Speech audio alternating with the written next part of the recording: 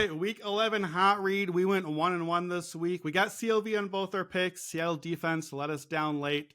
Hot read is now 12-6 on the season, 67% hit rate. This is today, I believe, the grossest, the nastiest hot read of the season. Now, if you listen on Friday to this podcast, if you were at the look ahead, you're going to be familiar with both these games. So I'm going to start out with Steelers-Browns. We grabbed Pittsburgh on the look ahead, +5. Classic rah-rah Tomlin underdog spot in the division. It's already down to 3.5. I still like it, but that's not the pick here. Going to the same game, we're going to get uglier. Give me the under, 38.5, Steelers-Browns. Part of the reason we like that +5 was the low total, so let's get the under too. Who's going to score in this game? We got on one side Deshaun Watson, who, he flashed a little bit today. He got into the end zone. He mostly made plays with his legs, if we're being honest. But no tackles on that team right now. They're all banged up. Obviously, no Nick Chubb. It's not a lot of offense. Is Matt Canada's offense going to score on this Browns defense? They're number one DVOA, number one against the pass, number one against the run.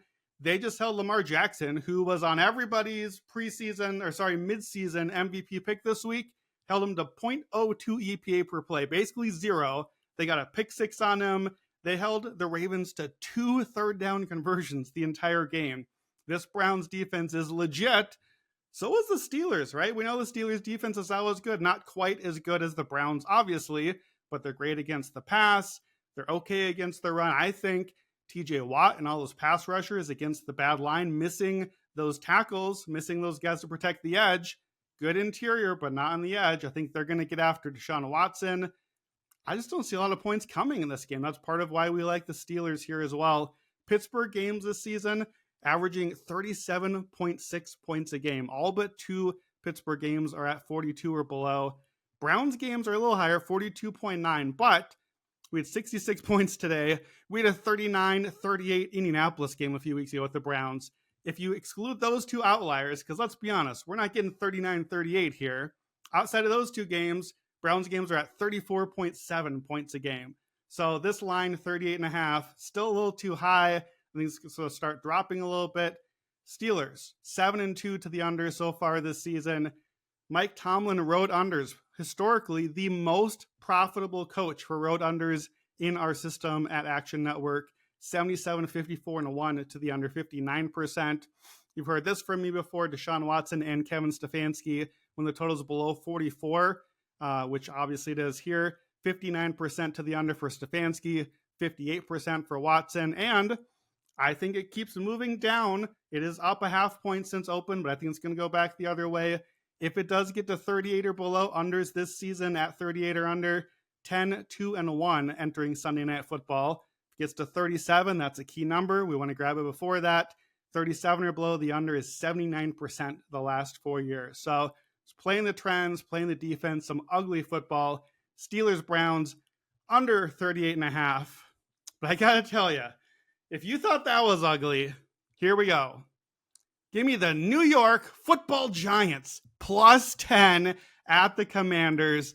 I warned you on the look ahead. I warned you this was coming. It's going to get ugly. I'm sorry. 10 points is just too many. The total for this game is 37. 10 out of 37 is so many points to give us. These teams just played 3 weeks ago, and the Giants won. They won 14-7, and they are now 10-point underdogs. And I know what you're going to say, Daniel Jones. No Daniel Jones in that game. It was Tyrod Taylor. I don't know who we're going to get here. Tommy DeVito. We might get Danny DeVito. We might get Matt Barkley coming in at quarterback. I don't really care. 10 points is too many. What has Washington done to earn a 10-point advantage against any team? I think Wink Martindale is going to blitz Sam Howell all game. Washington's line is not great. Should disrupt the pass for Washington.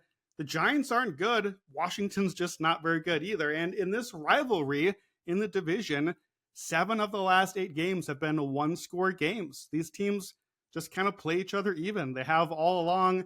The Giants have only failed to cover a 10-point spread in 1 of the last 12 games against Washington. So this is just too high of a line. Before the season, when they put out lines for every game for the whole year, the Giants were 1.5-point favorites in this game. Now they're 10-point underdogs. Look, I know the Giants are worse than we thought. Are they 11.5 points worse? Washington's worse than we thought too, so it's even more than that. This just doesn't make any sense to me. Washington has not covered this the entire season. They've only covered this 4 times the last 3 seasons combined. And then I got a good trend for you here. The Giants, of course, are losing by a lot. They got crushed by the Cowboys again. Guess who's not the Cowboys? The Commanders. Giants' margin of victory is now minus 14.8 for the season. That triggers a trend for me. When you are an underdog with a margin of victory minus 14 or worse from week 5 forward, 101, 52-1 against the spread, 66%. And if you're on the road as well, where we're obviously adding in some home field advantage, that jumps to 60, 22-1 against the spread, 73% for those underdogs. These teams that everybody thinks are terrible, including in the last calendar year, we've had 6 of those games, 3 road underdogs, 1 outright, as those huge underdogs, just like the Giants are here. Let's get ugly. Giants plus 10 at Commanders. So week 11 hot reads, Steelers, Browns under 38.5, and New York Football Giants plus 10 on the road. It's ugly. It's the hot read. Let's get it.